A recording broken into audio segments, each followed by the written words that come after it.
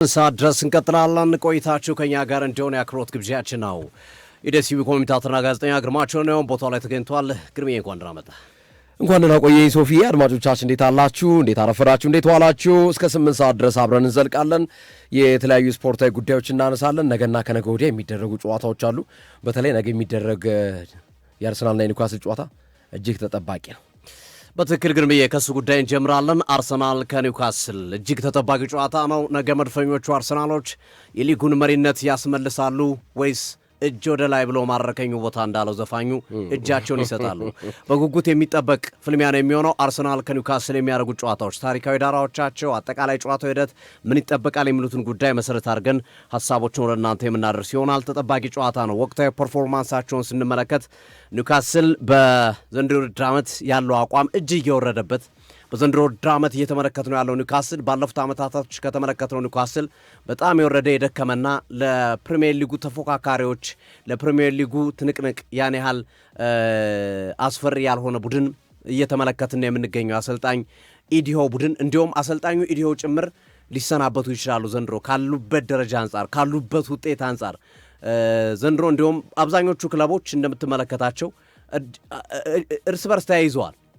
የአውሮፓ ሻምፒዮንስ ሊግ ቦታውን ስንመለከት አንተለፍ እየተባባሉ እየተገባበዙ ነው ብዙዎችን እየተመለከትናቸው ያለ ነውና ኒውካስል በዚህ አንተለፍ በሚለው ግብዣ ውስጥ እንኳን አለመገኘቱ ጥያቄ አስነስቷል። ቦታው ላይ መገኘት አይደለም ቶፕ 5 ቶፕ 6 ውስጥ መገኘት አይደለም፣ ፉክክሩ ውስጥ ራሱ አለመገኘቱ ደጋፊዎችን ባለቤቶችን በከፍተኛ ሁኔታ ጥያቄ ያስነሳበት ነውና ባለፉት ዓመታቶች ከተመለከትነው ኒውካስል አርሰናልን የሚገጥመው የነገው ኒውካስል በአቋም ደረጃ የወረደ ነው። እሱን በቁጥሮችም ደረጃ የማስረዳ ይሆናል። እንግዲህ ኒውካስል ባለፉት 15 ዓመታት ወደ ኤሚሬትስ ስቴዲየም መጥቶ በፕሪሚየር ሊጉ አላሸነፈም። በፕሪሚየር ሊጉ ነው ያልኩት። ለመጨረሻ ጊዜ በፕሪሚየር ሊጉ ያሸነፈው 2010 ላይ ነው ኒውካስል አርሰናልን ኤሚሬትስ ስቴዲየም ላይ። ነገር ግን በካራባኦ ካፕ ጨዋታዎች እንደዚሁም በፕሪሚየር ሊግ ጨዋታዎች በነበሯቸው ፉክክሮች ላይ በሶስት ተከታታይ ጨዋታ ኒውካስል አሸንፎ ነበር። ባለፉት ሁለት ተከታታይ ጨዋታ አርሰናል ከማሸነፉ በፊት በሶስት ተከታታይ ጨዋታ ኒውካስል ነው ያሸነፈው። ሴንት ጄምስ ፓርክ ላይ በፕሪሚየር ሊግ አሸነፈ፣ በካራባኦ ካፕ በደርሶ መልስ አሸነፈ፣ ኤሚሬትስም ሴንት ጄምስ ፓርክ ስቴዲየም ላይ። ከዛ በኋላ ግን ባለፉት ሁለት ጨዋታዎች ደግሞ አርሰናል እንደገና ኤሚሬትስ ላይ አሸነፈ። ባለፈው ደግሞ ሴንት ጄምስ ፓርክ ስቴዲየም ላይ ሄዶ እንደሚታወሰው ሚካኤል ሜሪኖ ኒኮ ቮልተሜድን ጎል አጣፍቶ ቮልተሜድ ባስቆጠረው ጎል ነበረ ኒውካስል የመራው። እንደገና የማሸነፊያውን ጎል ጋብርኤል ማጋሌሽ በመጨረሻ ደቂቃ የጭንቅላት ጎል አስቆጥሮ አርሰናል ወደ ዋንጫ ፉክክር የመለሰበት እንደዚሁም ወደ አሸናፊነት መንፈስ ያመጣበት ነው። ስለዚህ የመልሱ ጨዋታ በኤሚሬትስ ስቴዲየም የሚከናወን ይሆናል። አርሰናል ባለፉት 5-6 ዓመታት ኒውካስልን በደርሶ መልስ አሸንፎት አያውቅም። 2021 ላይ ነው ለመጨረሻ ጊዜ ኒውካስልን አርሰናል በደርሶ መልስ ማሸነፍ የቻለው። በነገው ጨዋታ ላይ ከሚጠበቁ ጉዳዮች መካከል አንደኛው የጉዳት ጉዳዮች ነው። የጉዳት ጉዳዮች በትልቁ ይጠበቃል። እነማን ተመለሱ፣ እነማንስ በጨዋታው ላይ አይሳተፉም የሚሉት ይጠበቃሉ። ከጥቂት ሰዓታት ወይም ደቂቃዎች በኋላ ሚኬል አርቴታ ጋዜጣዊ መግለጫ ይሰጣሉ። ከዛ በፊት ግን ለክለቦቹ ቅርበት ያላቸው መረጃዎች እንደሚያሳዩት ከሆነ የትኞቹ ተጎድተዋል፣ የትኞቹ አሉ የሚሉት በጥያቄ መልክ አድማጮቻችን የሚጠብቁት ጥያቄ ነው። በአርሰናል በኩል በርካታ መልካም ዜናዎች አሉ። በአርሰናል በኩል የሚጠበቁና በተለይ ለዋንጫ ፉክክሩ አስፈላጊ የሆኑ መልካም ዜናዎች አሉ። እነዚህ መልካም ዜናዎች ሳካ፣ ቲምበርና ካላፊዮሪን የሚመለከቱ ናቸው። ጁሪያን ቲምበር በአርሰናል የልምምድ ቦታ ላይ ኖርማል ተጫዋቾቹ የሚሰሩበት ወይም በኖርማል ተጫዋቾቹ የልምምድ ቦታ ላይ ትናንት መታየቱና ለጨዋታው ፊት መሆኑ ከሞላ ጎደል የተረጋገጠ ነው። ከጉዳት ላይ ካሉ ተጫዋቾች አንጻር በንጽጽር ስንመለከተው ቲምበር ለነገው ጨዋታ ሬዲ ነው። የቲምበር ደረጃ ካላፊዮሪም ከቲምበር ባልተናነሰ ለነገው ጨዋታ ዝግጁ የመሆን እድሉ ሰፊ ነው የሚሉ መረጃዎች ወጥተዋል። የካላፊዮሪ ግን ፎቶ ስላልተመለከትን ወይም ማስረጃዎች ስለሌሏቸው እርግጠኛ አይደለም የካላፊዮሪ። ቲምበር ግን ማስረጃዎች ወጥተዋል። ሌላው በትልቁ አርሰናሎች የሚጠብቁት የክለባቸው የወቅቱ ከፍተኛ ደሞዝ ተከፋይ የሆነው የቡካዮ ሳካን ጉዳይ ነው። ቡካዮ ሳካ ከጉዳቱ አገግሟል። በነገራችን ላይ የቡካዮ ሳካ ጉዳይ ባለፉት ቀናቶች መከራከሪያ ሆኖ እንደቆየ መረጃ ምንጮች ያሳያሉ። ቡካዮ ሳካ ኢታር ላይ ለተከናወነ የሲቲ ጨዋታ ላይ ደርሶ ነበረ ይላል ሪፖርቱ። እንግዲህ ምን ያህል ታማኝነት አለው አብረን እናያለን። ቅርበት ያለው አርሰናል ቅርበት ያለው ምንጭ ነው እና በዚህ ሂደት ውስጥ ሳካ ለኢታዱ ፍልሚያ መድረስ ፈልጎ ነበር፣ መጫወት ፈልጎ ነበር። ሬዲ ነኝ ዝግጁ ነኝ ብሎ ነበር። የሕክምና ባለሙያዎች ግን አይሆንም ብሎ ነው ያስቀሩት ይላሉ እና በዛ ምክንያት ከሕክምና ባለሙያዎቹ ጋር ደስተኛ እንዳልሆነ የመረጃ ምንጮች ጠቅሳል። ምክንያቱም ደርሻለሁ እያልኳችሁ ለምን አልገባም ለምን አልጫወትም የሚል እንድምታ እንዳለው። ስለዚህ የኒውካስሉ ጨዋታ ላይ የነገው ምሽቱ ጨዋታ ላይ ሳካ ቢያንስ ተቀያሪ ወንበር ላይ ይቀመጣል። ማክሲመም ከሄደ ቋሚ 11 ውስጥ ግን ቋሚ 11 ውስጥ ከጉዳት የመጣን ተጫዋች ኦልሞስት 3 ሳምንት 4 ሳምንት በጉዳት የቆየን ተጫዋች ማሰለፍ አስቸጋሪ ስለሚሆን ከተቀያሪ ወንበር አስጀምረው የአትሌቲኮ ማድሪዱ ጨዋታ ላይ ሮብ በሚደረገው ጨዋታ በቋሚ 11 ያስገቡታል ተብሎ ይጠበቃል ቡካዮ ሳካ እና ቡካዮ ሳካ ከጉዳቱ እያገገመበት ያለበት መንገድ አንዱም የኢታሩ ጨዋታ ላይ እንዳይጫወት የፈለጉበት ምክንያት የሕክምና ባለሙያዎቹ በደንብ ፊቱ ነው። ይሄ በፊቱ ቡካዮ ሳካ በየጨዋታዎች ልዩነት የሚፈጥረው አይነት ቡካዮ ሳካ ዝም ብሎ ገብቶ ተጫውቶ የሚወጣው ሳይሆን ልዩነት የሚፈጥረውን ቡካዮ ሳካን ስለሚፈልጉ ጊዜ ሰጥተው በደንብ ሕክምናውን በአግባቡ ጨርሶ እንዲመጣ ነው የሚሉ አስተያየቶች ይሰጣሉ። እንግዲህ የሕክምና ባለሙያዎች ወይም ከጉዳት ጋር በተያያዘ ስፔሻሊ የሚሰሩ ስፔሻሊስቶች ሊያውቁት ይችላሉ። አንዳንድ ጉዳቶች ግርምዬ፣ አንዳንድ ጉዳቶች ጠቃሚ ጉዳቶች አሉ። ጠቃሚ ጉዳቶች ማለት ሰውነታችን ወደ ሆነ ነገር ለመሸጋገር ወደ ጥንካሬ ለመሸጋገር በሚያደርጋቸው ፋይቲንጎች ወይም ፍልሚያዎች ላይ የሚከሰቱ አይነት ጉዳቶች አሉ። ሰውነታችን ጠንካራ ለመሆን የተደራጀ ለመሆን በሚያደርገው እንቅስቃሴ ለምሳሌ ጉንፋን ይዞን ግርምዬ፣ ጉንፋን ይዘንና ጉንፋኑን ፋይት ለማድረግ ከሰውነታችን የሚወጡት ሴሎች ወይም የሚፋለሙት ሴሎቻችን በሚያደርጉት ትግል የሆነ ስሜት ይሰማናል፣ የህመም ስሜት። ግን አሸንፈውት በበነጋው ሲሻል እናያለን።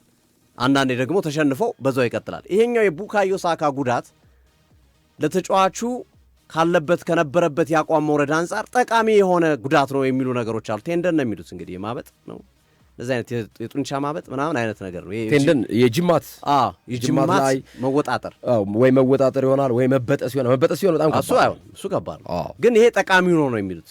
አይ ዶንት ኖ እንግዲህ የሕክምና ባለሙያዎች አላቅም፣ እኔ ያየሁትን መረጃ ነው የማቀርበው፣ ሊያስተካክሉኝ ይችላሉና በዛ መንገድ ነው እያቀረቡት የሚገኘውና ጠቃሚ ነው። የቡካዮ ሳካ የነበረበት ጉዳት አሁን ላይ በደንብ የተሻለውን ቡካዮ ሳካ ትመለከቱታላችሁ የሚል ሀሳቦች አሉ። በጣም ጅም ላይ ሲሰራ ተመልክተነዋል። በጣም ሲሪየስ ሆኖ ተመልክተነዋል። ቁጭት አለ፣ ፍላጎት አለ አርሰናልን ዋንጫ ለማስነሳት። ምክንያቱም ከ6 ዓመቱ ጀምሮ በአርሰናል ቤት ውስጥ ያደገ ተጫዋች 6 ዓመት ግርሜ፣ ይሄን ክለቡን ዋንጫ ሲያነሳ ማየት ከቡካዮ ሳካ በላይ በዚህ ክለብ ውስጥ ማንም የተሻለ ለዚህ ክለብ ልባዊ ቅርበት ያለው አይመስለኝም፣ ምናልባት ደጋፊዎቹ ካልሆኑ። በተጫዋቾች ደረጃ የቡካዮ ሳካን ያህል አርሰናል ዋንጫ እንዲያነሳ ከውስጥ የተንተከተከ ስሜት ሊኖረው የሚችል እና የዚህ ተጫዋች መመለስን የአርሰናል ደጋፊዎች አጥብቀው ይፈልጋሉ። ስለዚህ በኒውካስሉ ጨዋታ ላይ ተቀይሮ የመግባት እድል ይኖረዋል ተብሎ ይጠበቃል። ሌላው ሚካኤል ሜሪኖ ነው። ሚካኤል ሜሪኖ ወደ ልምድ ተመልሷል። ማክሲመም 2 ሳምንት አካባቢ ወደ ጨዋታዎች ይገባል ተብሎ ይጠበቃል። በግንቦት ወር በሚከናወኑት የአርሰናል ጨዋታዎች ላይ የዚህ ተጫዋች ጠቀሜታን አርሰናል ሊያገኝ የሚችልበት እድል አለ ተብሎ እየተነገረ ነው የሚገኘው። ሜሪኖ የተወሰኑ ሳምንታት ይቆያል፣ ግን ተመልሷል ከጉዳቱ። ሌሎቹ ግን በሙሉ የአርሰናል ተጫዋቾች ለዚህ ጨዋታ ዝግጁ ናቸው። ሳካና አርሰናል ሳካ ባለባቸውና በሌለባቸው ጨዋታዎች ላይ አርሰናል ምን አይነት ባህሪ ነው ያለው? ቡካዮ ሳካ በተሰለፈባቸው ጨዋታዎች ላይ የአርሰናል የማሸነፍ እድል ወይም የማሸነፍ ሬሽዮ 73% ነው። ሳካ በተሰለፈባቸው 22 ጨዋታዎች አርሰናል 16 ድል አድርጓል። በየጨዋታው 2.36 በየጨዋታው ነጥብ ያሳካል። 2.36 ሳካ በሌለበት ጨዋታ ላይ የአርሰናል የማሸነፍ ፕሮባቢሊቲው 45% ሲሆን በ11 ጨዋታ 5 ድል ነው ያለው። የአርሰናል በየጨዋታው ነጥብ የሰበሰበው 1.64 ነው። ተመልከተው፣ ሳካ ባለበት 2.36፣ ሳካ በሌለበት 1.64። ኦልሞስት የጥፍ ልዩነት ያለው ማለት ነው። ኦልሞስት የጥፍ ልዩነት አለው። ስለዚህ ሳካ ምን ያህል ለዚህ ቡድን እጅግ በጣም አስፈላጊ እንደሆነ ማሳያ ስታት ነው ብዬ እመለከታለሁ። በኒውካስል በኩል ከወሳኝ ተጫዋቾቻቸው መካከል አንቶኒ ጎርደን ዛሬ እየወጡ ያሉ መረጃዎች እንደሚያሳዩ ከሆነ ለነገው ጨዋታ ሬዲ አይደለም፣ አይደርስም ተብሏል። አጠራጣሪ ነበር ሲሉ የነበሩ ሰሞኑን ዛሬ እየወጡ ያሉ መረጃዎች ግን ጎርደን አይደርስም ተብሏል። ቲኖ ሊቭራሜንቶ የለም፣ ፋቢያን ሻር የለም፣ ዮሊንተን በቅጣት ምክንያት የለም። ነገር ግን በኒውካስል በኩል አስደሳችሁ ዜና ብሩኖ ጉማሬሽ ከረጅም ጊዜ ጉዳት በኋላ ነገ በቋሚ 11 እንደሚገባ ይጠበቃል። ባለፈው ሳምንት ነው ተቀያሪ ወንበር ላይ ተቀምጦ የነበረው። ነገ በቋሚ 11 ከሳንድሮ ቶናሊ ጋር ተጣምሮ የመጫወት እድል ሊኖረው እንደሚችልና ይሄን እንደ መልካም ዜና እየታየ ይገኛል። ምናልባት ከጉዳት የመጡ ተጫዋቾች አንዳንዴ ያቋማቸው ጉዳይ ጥያቄ ያስነሳል። አንዳንዶች ግን በደንብ የማገገሚያ ሪከቨሪ ታይማቸውን ሰርተው ስለሚመጡ በአግባቡ ጨዋታዎችን ያደርጋሉ።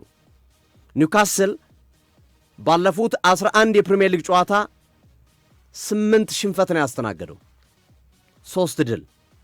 በ13 ከሜዳ ውጭ ባረጋቸው ጨዋታዎች አንድም አላሸነፍም። 12 ሽንፈት፣ አንድ አቻ። ከዛ ባለፈ ከጥር ወር ጀምሮ በፕሪሚየር ሊጉ ብዙ ሽንፈት ያስተናገረው ቡድን ማንቸስተር ሲቲ ነው። ከፈረንጆቹ አዲስ ዓመት ጀምሮ ኒውካስል ነው፣ ይቅርታ ኒውካስል ነው።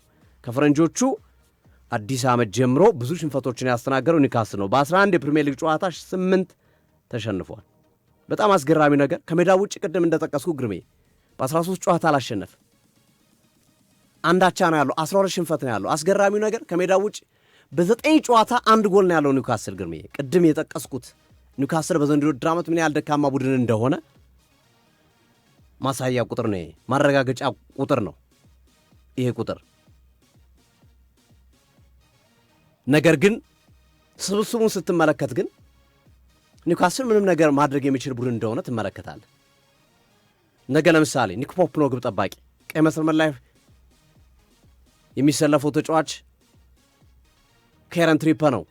ዳምበርና ሰቨን ቦትማን መሃል ላይ ይጣመራው ተብሎ ይጠበቃል። ግራ ላይ ሉዊሶል ነው ያለው። አማካኙ ሳንድሮ ቶናሊ እንደዚሁም ብሩኖ ጉማሬሽ ይመሩታል ተብሎ ይጠበቃል። ከፊት አርቪ ባርንስ፣ አንቶኒ ላንጋ፣ ዊሊያም ኦሾዋ ላይ ይመሩታል። ጥራት የተጫዋቾቹ ጥራት ጥያቄ የምታነሳለት አይደለም።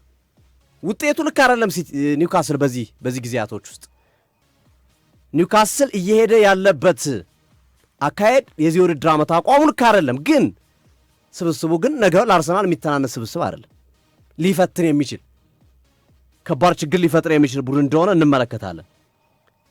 በዚህ ሂደትም እንግዲህ ስንመለከት ኒውካስል ባለፉት 9 ጨዋታዎች 3ቱን አሸንፏል፣ 6ቱን ተሸንፏል። ግን ሲያሸንፍም ሲሸነፍም በአንድ ጎል ልዩነት ነው። ማርጂኑ ቅርብ ነው ማለት ነው። እየቀረበ ነው የተሸነፈው። ሲያሸንፍም ደግሞ ሌሎቹ እየቀረቡት ነው። የቡድኑ ሁኔታ ያለበት ሁኔታ ይሄ ለፕሪዲክሽን አስቸጋሪ እንደሆነ ይሄ ቁጥር ያሳያል። ለመገመት ይሄማ የደከመ ቡድን ነው እንዳትለው፣ ሲሸነፍም በአንድ ጎል ነው የሚሸነፈው፣ ሲያሸንፍም በአንድ ጎል ልዩነት ነው የሚያሸንፈው። ጠባብ ነው ማርጂኑ። ጠንካራ ቡድን ነው እንዳትለው፣ በፕሪሚየር ሊጉ 11 ጨዋታዎች 8ቱን ተሸንፏል። ባለፉት 11 ተከታታይ ጨዋታ ከሜዳ ውጭ 13 ጨዋታ አላሸነፈም። በዚህ ጥያቄ ታነሳበታለህ። ስለዚህ ለመፍረድ ከባድ የሆነ ቡድን ግርምዬ ይሄ ነው እንዳትለው። አሁን ለምሳሌ በርን ላይ ስትል የሞተ ቡድን ነው ትላለህ። የሆነ ቡድን ስታነሳ ይሄማ ተው ትላለህ። ኒውካስል ግን እንዲህ ነው ለማለት እንዲሁም ነው ለማለት አስቸጋሪ ነው። አስተላለፉን፣ የተጫዋቾቹን የጥራት ደረጃ፣ የተጫዋቾቹን አቅም ስትመለከት ደግሞ ሌላ ሌብል ላይ ያለ ቡድን ነው። ጥሩ ቡድን ነው የተጫዋቾቹ አቅም። እውነት ኒውካስል 14ኛ ደረጃ መቀመጥ ነበረበት ካለው ስብስብ አንጻር?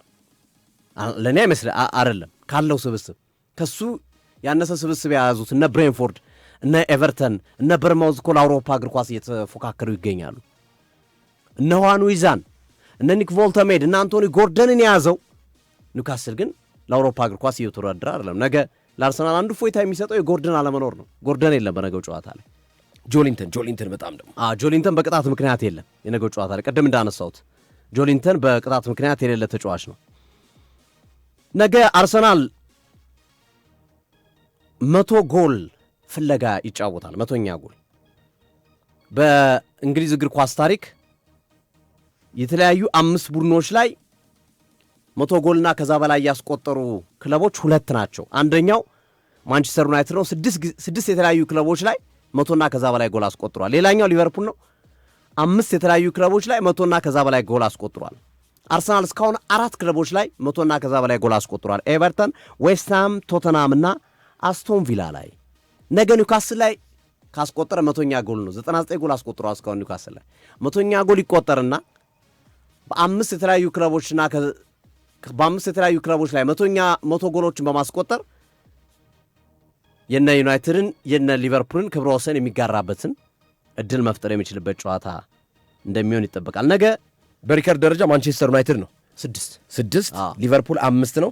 ስለዚህ ከሊቨርፑል ጋር እኩል ይሆናል ማለት ነው። ትክክል ግርምዬ። ነገ አንድ ጎል ኒውካስል ላይ ካስቆጠረ 100ኛ ጎል ያስቆጠረበት 5ኛ ክለብ ይሆንና ከሊቨርፑል ጋር እኩል። ሊቨርፑል 5 ክለብ ላይ 100ኛ ጎል አስቆጥሯል። ማንቸስተር ዩናይትድ 6 ክለብ ላይ 100ኛ ጎል አስቆጥሯል። አሁን ነገ አርሰናሎች በትልቁ ሊጠነቀቁት የሚገባው ተጫዋች ዊሊያም ኦስዋላ ነው። በትልቁ ሊጠነቀቁት የሚገባው ተጫዋች የተጫዋች 5 ጎሎችን አስቆጥሯል። ግን አሳዛኝ ሁኔታ ካስቆጠራቸው 5 ጎሎች 3 ጎል ያስቆጠረባቸው ጨዋታዎች ላይ ኒውካስል ተሸንፏል። የተለመደ አይደለም ይሄ። በተከታታይ 3 ጨዋታዎች አስቆጥሮ ግን ተሸንፏል ቡድኑ።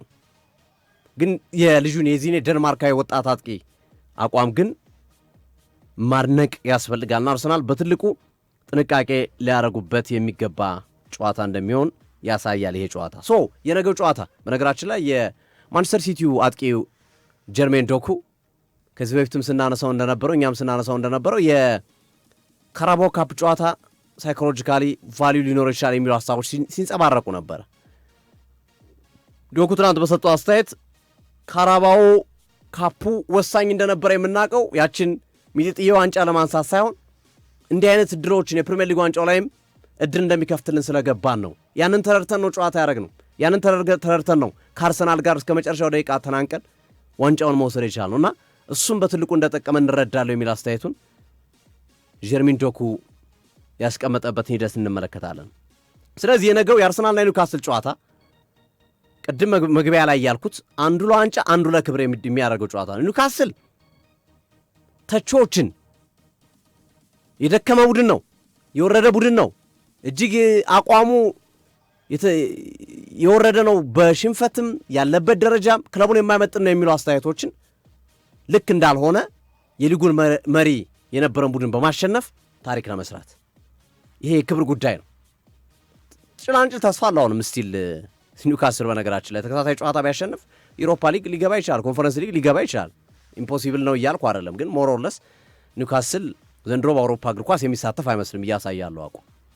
በተቃራኒው አርሰናሎች ደግሞ በማንቸስተር ሲቲ የተወሰደባቸውን የሊጉ መሪነትን በማስመለስ ጠንካራ ስቴትመንት ለማስተላለፍ አሁን አርሰናል ከቀሩት ቡድኖች በንጽጽር ጠንካራው ቡድን ኒውካስል ነው። ፉላም አለ፣ ዌስትሃም አለ፣ በርንሌይ አለ፣ ፓላስ አለ። ከነዚህ ከአምስቱ ቡድኖች በንጽጽር ቅድም በጠቀስኩት ምክንያት ካሰላለፍ ከተጫዋቾች ጥራት አንጻር ነው ያልኩት። ከአቋም አንጻር አይደለም፣ ከወቅታዊ ብቃት አንጻር ሳይሆን ከተጫዋቾች ጥራት አንጻር ለአርሰናል ፈታኙ ካቀሩት 5 ቡድኖች ኒውካስል ነው። ከቀሩት 5 ቡድኖች ኤምሬትስ ላይ ነገ የሚከናወን ጨዋታ ነው። አርሰናል በባሌም በቦሌም ይህንን ጨዋታ ማሸነፍ አለበት። ከሲቲ ቢችል በሰፊ ውጤት ማሸነፍ ሲቲን ተስፋ ለማስቆረጥ ካልቻለ በጠባብ ውጤትም ቢሆን ይህን ጨዋታ አሸንፎ እንደገና መሪነቱን ለመረከብ እንደገና የራስ መተማመናቸው የተጫዋቾችን ለማምጣት እጅግ ወሳኝ አስፈላጊና ለአርሰናል ደጋፊዎች የውድድር ዓመቱ ምርጥ እና ተጠባቂ ጨዋታዎች መካከል አንዱ ነው ብዬ አስባለሁ። አሁን ከሲቲው ጨዋታ በኋላ የሲቲ ጨዋታ በጣም ወሳኝ ነበር። የሲቲን ጨዋታ አርሰናል ቢያሸንፍ የኒውካስሉ ጨዋታ ቫልዩለስ ሊሆን ይችል ነበር። የበርማውዝን ጨዋታ አርሰናል አሸንፈው ቢሆን ኖሮ የኒውካስሉ ጨዋታ አሁን ላይ ምንም ትርጉም የሌለው ጨዋታ ሊሆን ይችል ነበር። ግን በሲቲ መሸነፉ አርሰናል የኒውካስሉን ጨዋታ ትልቅ ቫልዩ እንዲኖረው ያደርገዋል። በቀጣይም ደግሞ የፉላምም የዌስትሃምም የፓላስም የበርንሌይም ጨዋታ እጅግ አስፈላጊ እንዲሆኑ ሊያደርግ ይችላል። ሲቲ ከሚያሳየው ፉክክር፣ አርሰናል ከሚያሳየው ፉክክር በመነሳ ማለት ነው። የነገው ጨዋታ ለአርሰናል እንዳልኩት ነው። ከተሸነፈ አቻ ከወጣ እጅ ወደ ላይ ነው ማለት ያለበት ለሲቲ።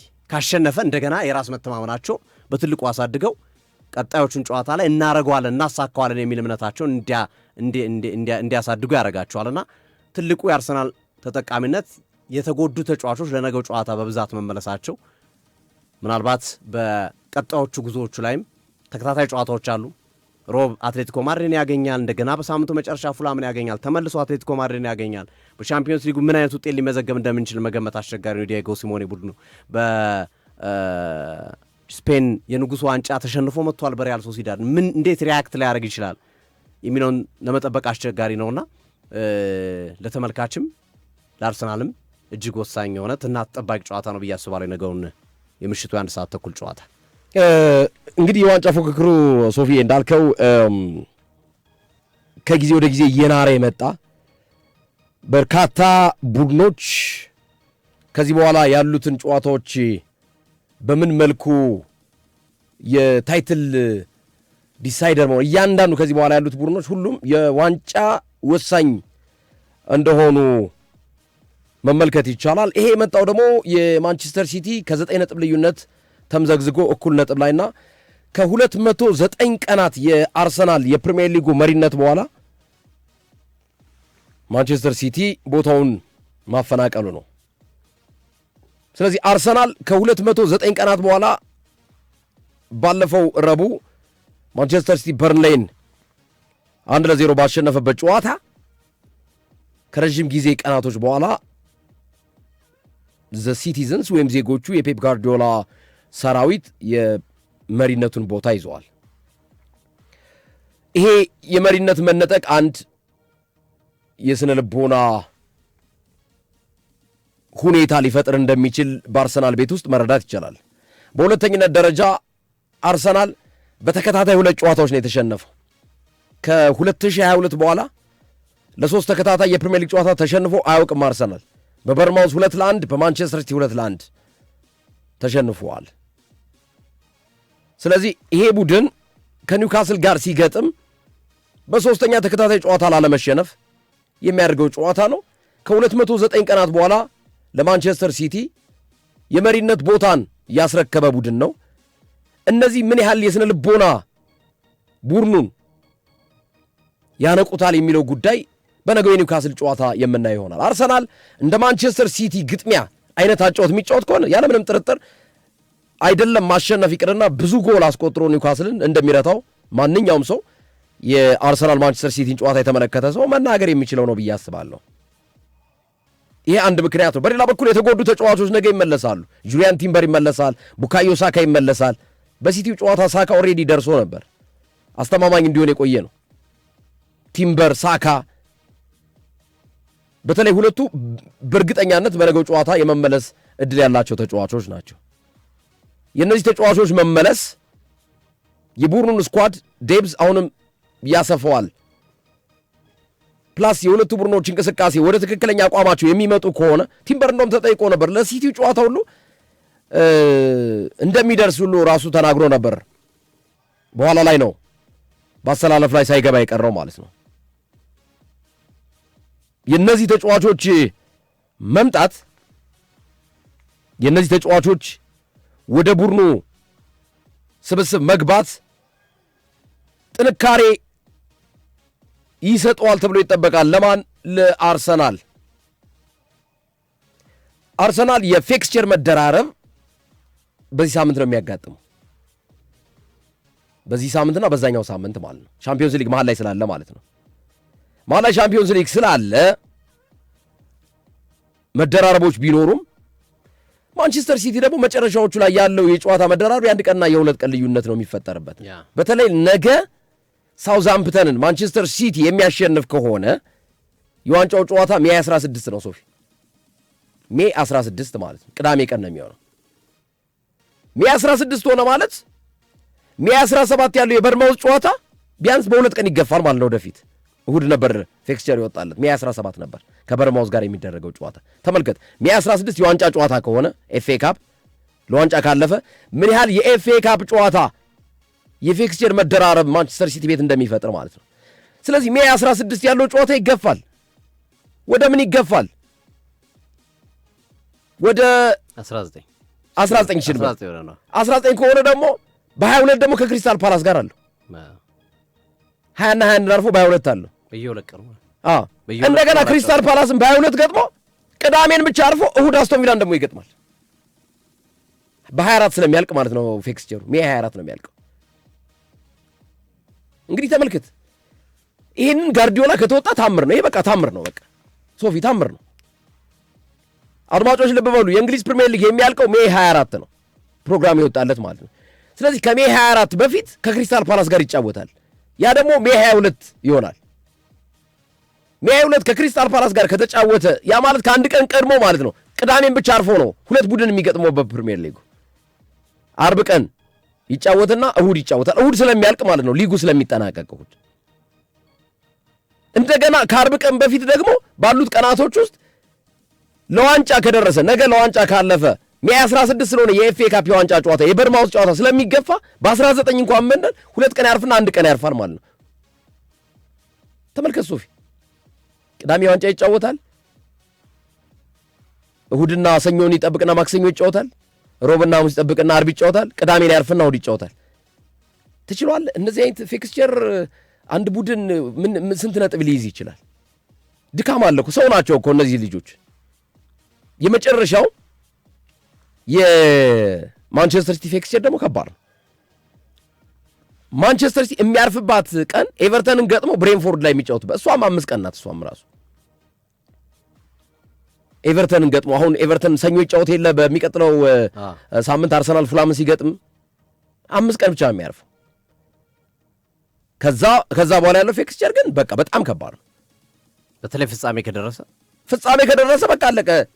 ስለዚህ ጋርዲዮላ አሁን ከሁለቱ አንዱ መምረጥ አለባቸው። ወይ ኤፍኤ ካፑን መምረጥ አለባቸው ወይ ፕሪሚየር ሊጉን። ምክንያቱም መሀል ላይ መጥቶ የሚሰነቀረው የኤፍኤ ካፕ የዋንጫ ጨዋታ ጋርዲዮላ ደግሞ ለዋንጫ ለማለፍ ያውም ሳውዛምፕተንን ማለት ነው በቀላሉ ይለቀዋል ብዬ አልጠብቅም። እኔ ይላቀቃሉ ብዬ አልጠብቅም። ይለቃል ብዬ አልጠብቅም። ኤፍኤ ካፕን ትቻ ፕሪሚየር ሊግ ነው ብሎ ገና ለገና ከወዲሁ ይህንን ፊክስቸር አስበው ጋርዲዮላ ይጫወታል የሚል እምነት የለኝም። እንደዚህ አይነት ስራ አይሰራም ጋርዲዮላ።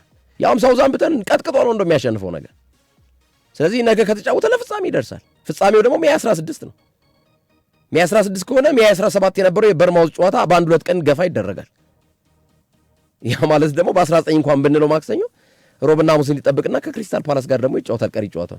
ፓላስን ደግሞ በአንድ ቀን ልዩነት አስቶን ቪላን ይገጥማል። ምናልባት በብሬንፎርድና በፍጻሜው ጨዋታ መሃል ባለቹ ቀን ከተጠቀሙ አይመጣማ። ኦልሬዲ ፊክስቸር እኮ ልክ ወደፊት ነው የሚገፋው፣ ወደ ኋላ አይመጣማ።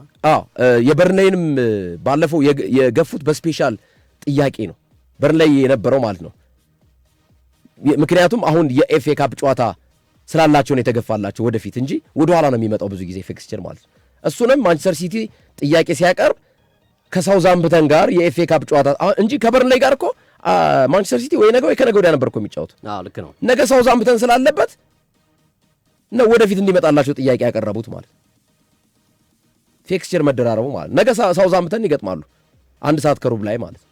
አርሰናል 1 ሰዓት ተኩል ላይ ነው ከኒውካስል ጋር የሚጫወቱ እና ይሄ ፊክስቸር አንድ ነገር ሊያሳይ እንደሚችል አስባለሁ። በነገው ጨዋታ አርሰናል ከኒውካስል ጋር አርሰናል በብዙ ምክንያቶች ማነሳሻ የሆኑ ጉዳዮች ተፈጥረውለታል፣ ስነ ልቦናውን ቡስት የሚያደርጉ ማለት ነው። አንደኛው እንዳልኩት በኔጌቲቭ በኩል ቢሆንም ወይም ደግሞ በሽንፈት ቢሆንም በተከታታይ 2 ጨዋታዎች መሸነፋቸው፣ በበርማውዝ 2-1 በሲቲ 2-1 ሶስተኛ ጨዋታ ላለመሸነፍ አንድ ይሄ ቡስት ያደርግለታል። ሁለተኛ ማንቸስተር ሲቲ ላይ የተጫወቱት ጨዋታ ኢዝ አሜዚንግ ጨዋታ። እንደዚህ አይነት ጨዋታ ነገ አርቴታ የመድገም ዕድል እንዳላቸው እረዳለሁ። ምክንያቱም ነገ ከተንሸራተቱ ዋንጫውን ለማንቸስተር ሲቲ አጨብጭበው የሚሰጡበት ሌላኛው መንገድ ሊሆን ስለሚችል ጥንቃቄ የተሞላበት ጨዋታ ስለሚያደርጉ ይሄም የስነ ልቦና ቡስት ያደርግላቸዋል ብዬ አስባለሁ። አርሰናል ጁሊያን ቲምበርና ቡካዮ ሳካ መመለሳቸው ሌላው ቡስት ያደርጋል። አርሰናል ኤምሬትስ ላይ መጫወቱና በደጋፊ ፊት መጫወቱ ሌላ ጥንካሬ ይሰጠዋል።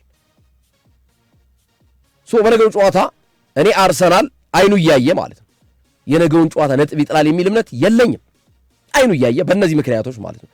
አለበለዚያ ከእጁ እንደገና ሌላ አፈትልኮ የሚወጣበትን መንገድ ለሲቲ እያመቻቸለት ይመጣል ማለት ነው። ከረዥም ቀናቶች በኋላ የፕሪሚየር ሊጉን ቦታ 207 ቀን 207 ወይስ 209? 207 ቢቢሲ 209 ነው የሚለው። እሺ ያው ነው ተቀራራቢ ናቸው። የሁለት ቀን ነው።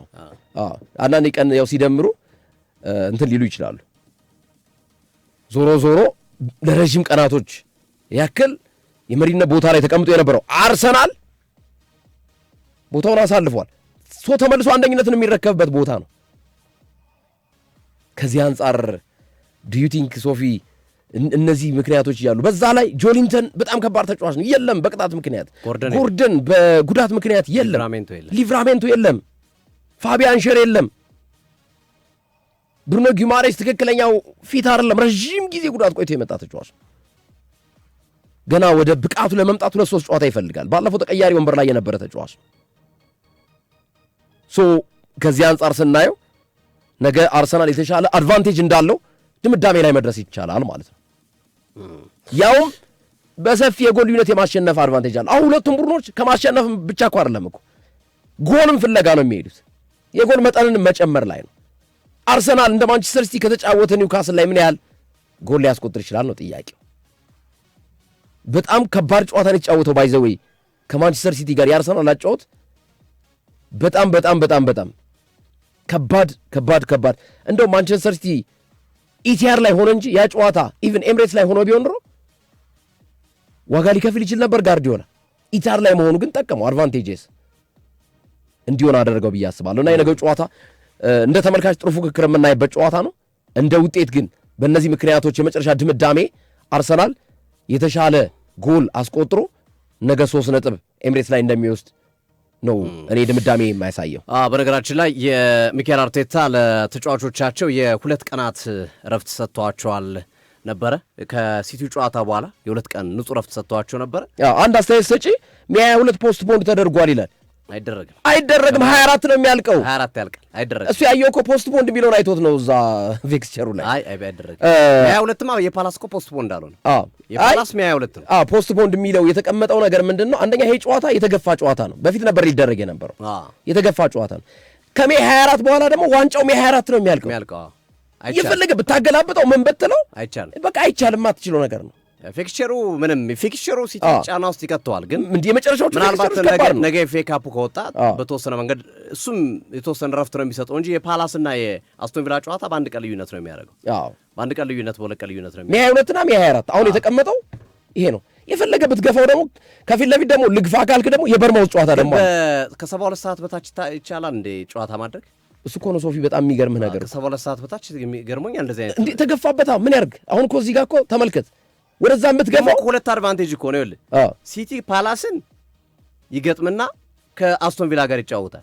ሲቲን የገጠመው ፓላስ ደግሞ ሳያርፍ ነው አርሰናልን የሚገጥመው። ኤግዛክትሊ እሁድ አየው አድቫንቴጁ ምን ያህል ሊሰጥ እንደሚችል ነው። እንግዲህ እንዳልከው ግርምሽ ሆኔ ጋርዲዮላ ይህንን ፊክስቸር ተወጥተው ዋንጫ ካነሱ ይህ ታምር እኮ ነው፣ ሚራክል ነው እኮ ከዚህ ከአሰልጣኝነትም ያለፈ ነው ይሄ ብቃት። በቃ ማለት እጅግ በጣም ሊደነቁበት፣ አንዴ ካምባኩ በራሱ ትልቅ ስኬት ነው።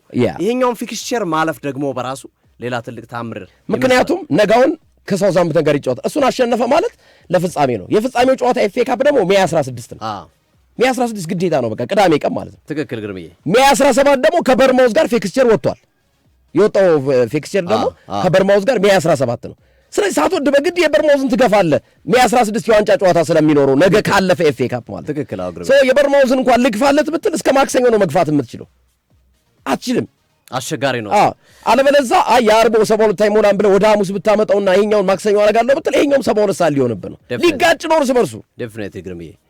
ስለዚህ እንግዲህ ወሳኝ ፍልሚያ ነው የሚሆነው። በነገራችን ላይ ከዚህ ጋር ተያይዞ እንግዲህ አርሰናል ባለፉት 6 ጨዋታ 4 ሽንፈት አስተናግዷል። ከዛ በፊት በነበሩት 52 ጨዋታዎች የተሸነፈው 3 ጨዋታ ብቻ ነበር። በ52 ጨዋታ ከተሸነፈው በላይ በ6 ጨዋታ የተሸነፈው ቁጥር ይበልጣል። በ6 ጨዋታ 4 ተሸንፏል። በ52 ጨዋታ 3 ጨዋታ ነው አርሰናል የተሸነፈው በዚህ ሂደት ውስጥ። ከዛ ውጭ ሌላ መከራከሪያ ሆኖ እየመጣ ያለው የአርሰናል ተጫዋቾች እረፍት ያስፈልጋቸዋል። አርቴታ በሳምንቱ አጋማሽ መልቀቃቸው ተጫዋቾችን እረፍት ያስፈልጋቸዋል ወይ፣ ቡድኑን ይበልጥ ማጠናከር አልነበረባቸውም የሚሉ ሀሳቦች እየተሰጡ ይገኛሉና ይሄም ጉዳይ ሌላው መከራከሪያ ሆኖ እየወጣ ያለ ጉዳይ ነው። መሰጠት አለበት መሰጠት የለበት እንግዲህ ጥቅሙን የምናየው ከዚህ ጨዋታ በኋላ። አንዳንዶች ሪፍሬሽ ማድረጋቸው በጣም ይጠቅማቸዋል። ተጨንቀው ረጅም ጨዋታዎችን አድርገው ነው የመጡት። ተጫዋቾቹ ረፍት መስጠታቸው ተገቢ ነው ያሉ፣ ሌሎቹ ደግሞ አሁንም ቡድኑ የመዋቅር ችግር እንዳለበት እየተመለከትንበት ባለበት ሰዓት የረፍት መስጠት የለበትም የሚሉ አሉ። እንግዲህ ከነገው ጨዋታ ጀምሮ የምንረዳ ይሆናል። አጋሮቻችን እውቅና እንስጥ። ከዛ በኋላ ስንመለስ በርናንዶ ሲልቫና አርሰናልን በተወሰነ መንገድ ዳሰስ እናደርጋለን። አድማጭ ተመልካዮቻችን አጋሮቻችን እናት ባንክ ይመቻችሁ ያላችሁ ይገኛል። እናት መላን አቅርቦላችኋል። ትምህርት ቤቶችና ወላጆችን ያስማማ ምርጥ አገልግሎት ነው። እናት መላ ሌላው የዚህ ፕሮግራም የክብር አጋር የኢትዮጵያ አእምሯዊ ንብረት ባለስልጣን ነው። የ2018 የአእምሯዊ ንብረት ቀን የሚከበረው አእምሯዊ ንብረትና ስፖርት ከስፖርት ጋር የተያዙ ጉዳዮች ነው። ከዚህ ጋር አያይዘንም ሽልማቶች አሉ ብለዋል። እንግዲህ አሸናፊዎቹን 4 አሸናፊዎችን ይለያሉ። በምርጥ በተዘጋጀ ፕሮግራም ቅዳሜ ሽልማት የሚያበረክቱ ይሆናል። አንደኛ ለወጡ 15 ሺህ ብር፣ ሌሎች ደግሞ በየደረጃቸው 4 ሰዎች ይሸለማሉ። አድማጮቻችን ጥያቄ ጠይቀናል ዛሬ። የኢትዮጵያ ፕሪሚየር ሊግ የምንጊዜም ኮከብ ጎል አግቢ ማን ነው? ስንት ጎል አለው? 2 ጥያቄዎች ናቸው። ማን ነው? ስንት ጎል አለው? ሁለተኛው አበበ ቢቂላ፣ በጣም ቀላል ጥያቄ ነው። አበበ ቢቂላ በባዶ እግሩ ሩጦ ያሸነፈባት ከተማ ማን ትባላለች የሚል ነው። በጣም ቀላል ጥያቄዎች ናቸው። መልሱ ትሸልማላችሁ። ማሚሳግ ፍራሽ የእናት እቅፍ ማለት ነው። ማሚሳግ በእንግሊዝኛ የእናት እቅፍ፣ እንደ እናት እቅፍ የሚያሞቅ የሚመች ማሚሳግ ፍራሽ በገበያው ቀርቧል። እጅግ ተወዷል። ዋጋውን በጣም ተመጣጣኝ ሆኖ ነው የቀረበው። ፍራሽ የመግዛት ፍላጎት ያላችሁ በብዛት መውሰድ የምትፈልጉ በግለሰብም ደረጃ ዩኒቨርሲቲዎች፣ ትምህርት ቤቶች፣ የተለያዩ ተቋማቶች ማሚሳግ ፍራሽ በልዩነት ጥራት ያላቸው ረጅም ዓመት አገልግሎት የሚሰጡ ፍራሾችን አቅርበው እየጠበቁት ይገኛል። በአዲስ አበባ ወሎ ሰፈር ፒያሳ ፊጋ ሲኤምሲ ኃይሌ ጋርመንት፣ ብስራተ ገብርኤልና ብሩ ላይ ያገኟቸዋል። በክልል ከተሞች